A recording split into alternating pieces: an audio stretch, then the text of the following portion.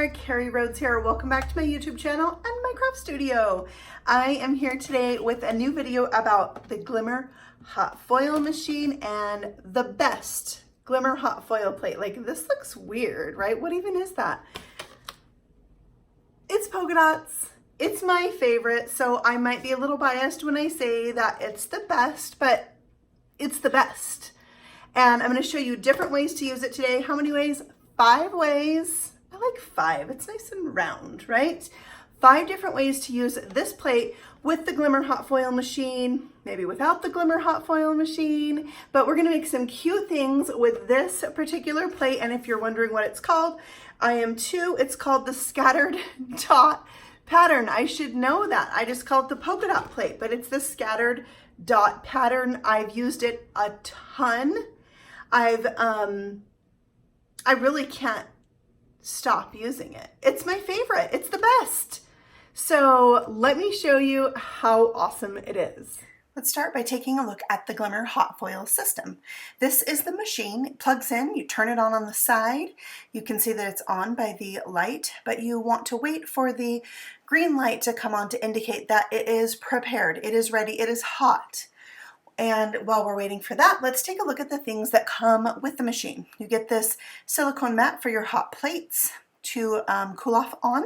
And you get these other plates, one's a shim and one's a plate that you will put on top of your hot foil plate and run it through a die cut machine. You also get a plate set and 2 rows of foil, but this is not the roll. This is just the foil that we're going to use on the first background that we're going to make. So I'm going to show you the basic way to use this as the first way to use it today. So you want to cut your foil to be approximately the same size as the plate that you are using.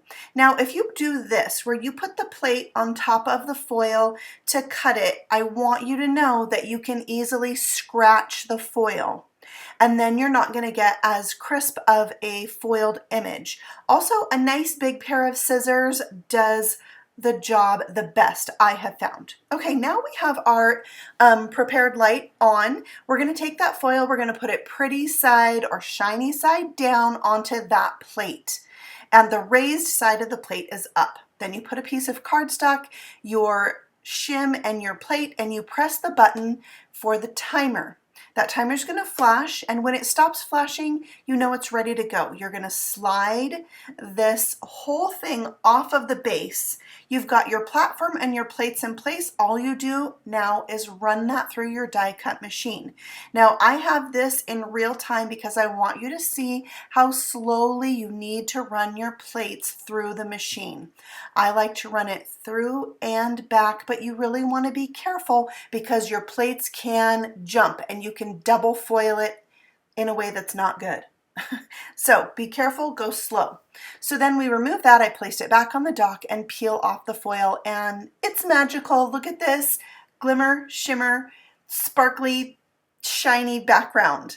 All right, so next I'm bringing in the Shimmering Holiday Variety Pack of hot foil. I just got these, they're so cool. Look at this red one. It has like, I don't know, pixie dust in it. Like shapes. It's so cool. Also, I wanted you to see that they come with this little round clear sticker on them, and you got to peel that off. And I found peeling it was better than trying to slice it with scissors.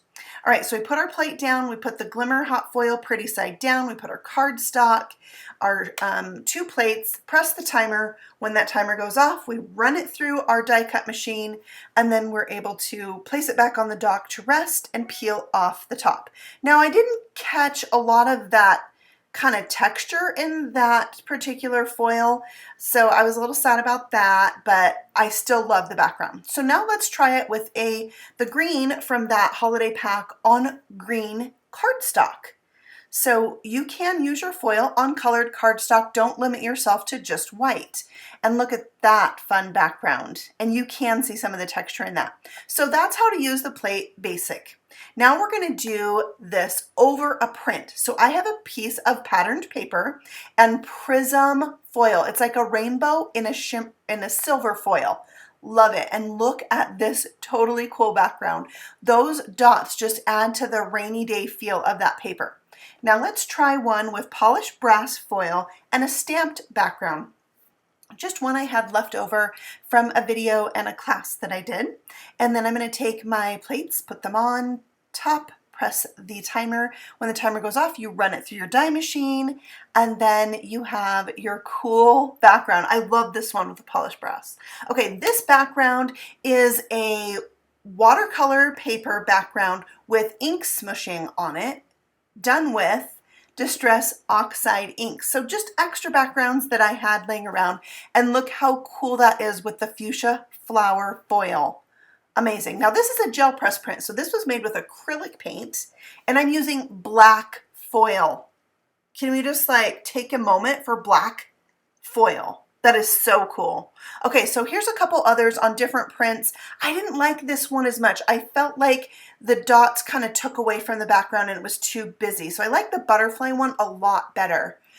Here's another ink smushed background with Viridian Green. And this is another gel press print. So it's done with acrylic paint, brayered onto a gel press.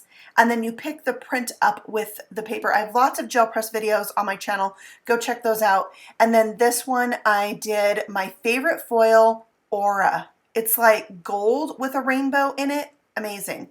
So I made some super fun backgrounds. I think doing this over a print is my favorite technique with this plate. Now we're going to do double foiling, which I'm most excited to show you this one.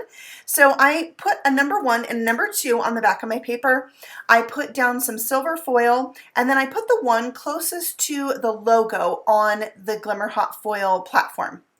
And there I've got my silver dots, but now I'm going to put down that polished brass foil. There we go. And now when I put my background down, I'm going to rotate it so the 2 is closest to that Glimmer Hot Foil logo on my platform.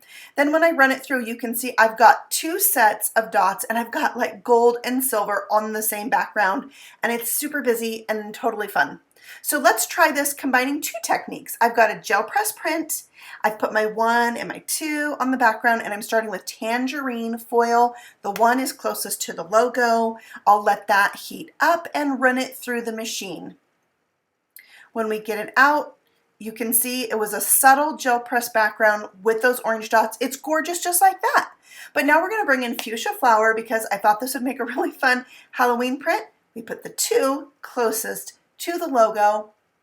Same thing, put our plates on, press the timer button. When the timer goes off, we run it through the die machine, and are you ready for this? So cool with the orange and purple on that background. I can't wait to make a Halloween card with that print. Okay, number 4 is letterpress. Letterpress is where you take a plate and you press it into paper. So you want to get your shims right on this one because we're messing with the thickness. So I put down 2 pieces of cardstock, my silicone mat, and it's like a rubber mat. And then I put my plate down. And you can see that I put my letterpress face down onto just regular whipped cream cardstock, and it pressed those dots in beautifully. Like, what a fun snowy backdrop that would make for a card. Now I'm going to do the same exact thing, but I'm inking up my plate with my favorite color, Cool Pool, and I put my plate face down onto my white cardstock, and I'm running that through. Now that embossing mat is available from Spellbinders as a separate item. You can use it with any machine that you have. Now let's combine 2 techniques of double foiling, except we're going to double letterpress. So I put a piece of tape on the back of my letterpress, so when I run this through the first time, I can put that face down so that the tape is closest to me. And that way I will remember which way I had the plate. So I'm gonna leave the cardstock on the platform. I tried, and then I'm going to ink it up with a second color. This is Blue Lagoon. I love how Blue Lagoon and Cool Pool work together, and I liked the soft blues would be like a good combination for a lot of things. So now I'm making sure that piece of washi tape I put on there is farthest away from me, and I will run this through the second time. Now I like to think that I could remember which way I had it before, but it's too confusing. So having an indicator really helps. And look at that cool background with the 2 colors. So that's how you letterpress with the scattered dot pattern. Now let's not waste these. So number 5 is how to use your excess pieces. So I have 2 pieces of cardstock and a chipboard shim. I've got a piece of Neenah Classic Crest Solar White in 110 pound, and I'm putting my foil down pretty side up this time. And then I have a same size cardstock shim on top of that. I put my plates on, I press the timer, and then let's peel this off and see what we get. You can see it's not great. It's a little grungy. It would make a great Halloween background. So now I'm going to try a piece of watercolor paper and put my shim, my same size shim, behind it. And I've put that pretty red foil down with the foily side up.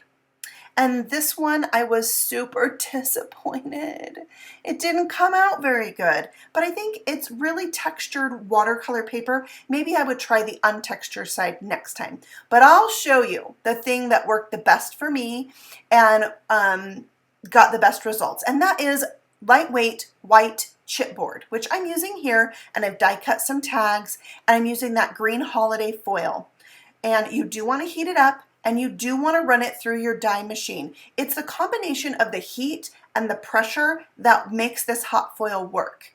All right, so now I've got those sparkly green tags. They look amazing, but the next one is my favorite. So this is a piece of lightweight chipboard I've cut down to card front size. I've put my same size shim underneath and my Aura foil, pretty side up on there. And look at this amazing transfer that I got. Barely any foil left on that sheet. And this background is amazing. There's a little bit of what I would call distress look in it, but I like that. I like a little bit of that on there. It makes your, background have character. So I'm doing the same exact thing again with the lightweight chipboard. It's just a piece of packaging left over from some embellishments that I got, and I cut it down. So don't feel like you need to go buy white chipboard. Just save those packaging pieces that you get with your embellishments and your die sets and those things that you don't use. I thought it would be cool to try to let this cool down before I remove the foil, and it helped maybe a little bit. So what you really need to do is just play with this and figure out the way that's going to work best for your machine. Figure out your shims. Now let's take a look at all of these. I made a ton, and I bet you want to see some cards with these. So I'm going to take a print from each of the 5 techniques and make a card in my part 2 video. So watch for that to come out next week. And I have a ton of these backgrounds because I have these ones and the ones I made preparing for this video and the ones I made before that.